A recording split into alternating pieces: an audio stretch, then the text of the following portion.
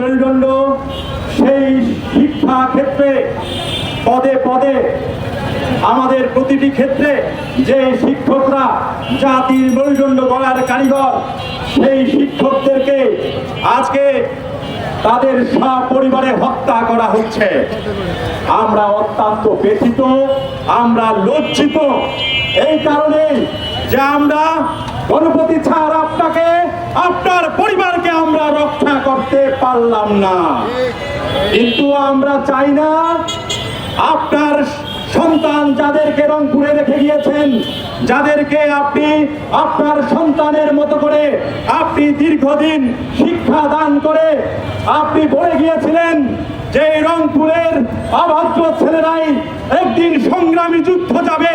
আজকে সত্যি মর্মাহত হৃদয় নিয়ে বলতে চাই, আমরাই সেই আপনার অভদ্র সন্তান, আমরাই আজকে যুদ্ধে যাওয়ার জন্য প্রস্তুতি নিচ্ছি। আজকে আমরা একটি শান্ত রংপুরকে অশান্ত রংপুর হিসাবে দেখছি।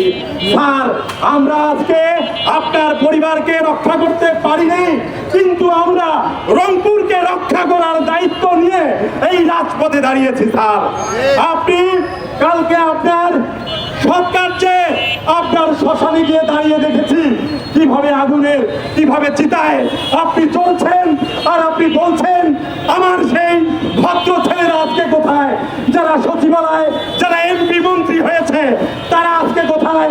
আজকে আমার অভদ্র ছেলেরাই রংপুরে আজকে রাজপথে দাঁড়িয়ে আমার মৃত্যুর জন্য আজকে প্রতিবাদ করছে।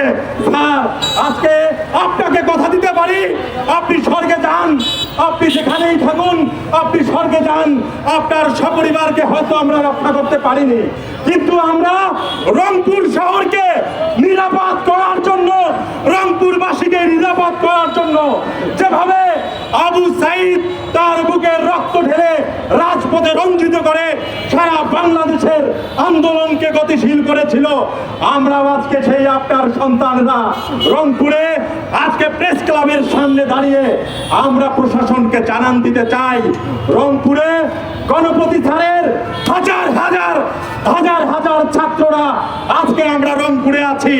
আমরা শুধু প্রশাসনকে জানান দিতে চাই যে এই হত্যাকাণ্ডে শুধুমাত্র দুইজন কিশোর, 22-23 বছরের কিশোর এই তাদের এই হত্যাকাণ্ডে জড়িত বলে আমরা মনে করি না।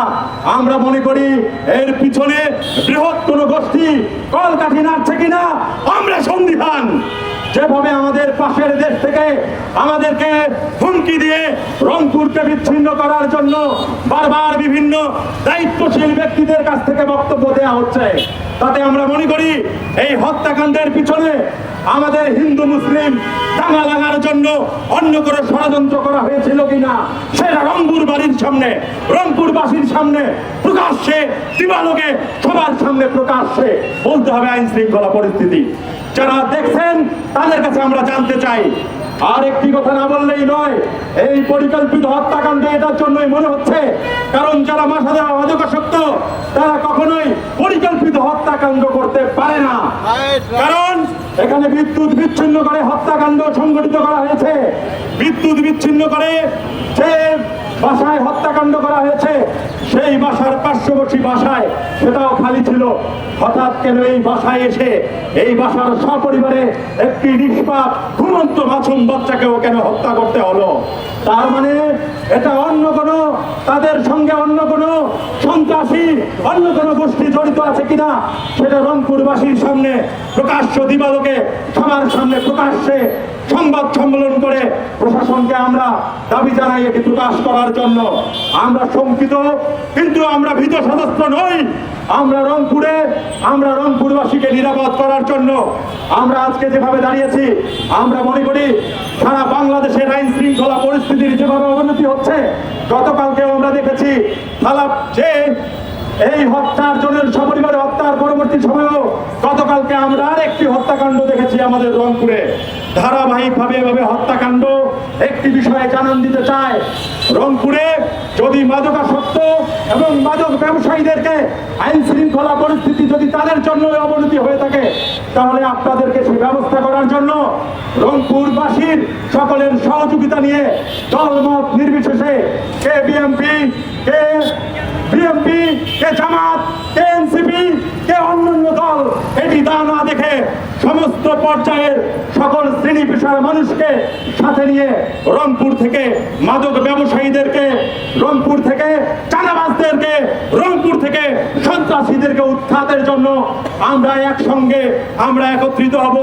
একই সঙ্গে এই মানববন্ধন থেকে আমরা ঘোষণা দিচ্ছি যে আমরা প্রতিটি থানায় থানায় একটি করে বাক্স স্থাপন করব, অভিযোগ বক্স স্থাপন করব, যেখানে প্রতিটি থানায় থানায় মানুষ তাদের মাদক কারবারিদেরকে, মাদক ব্যবসায়ীদেরকে, সন্ত্রাসীদেরকে, চাঁদাবাজদেরকে তাদের নাম ঠিকানা সহ সেই বক্সে তাদের অভিযোগ দিবে এবং সেটি প্রতি সপ্তাহে খুলে আইন শৃঙ্খলা রক্ষাকারী বাহিনীর মাধ্যমে তাদেরকে উৎপাত করতে হবে, তাদের মূল উৎপাত করতে হবে।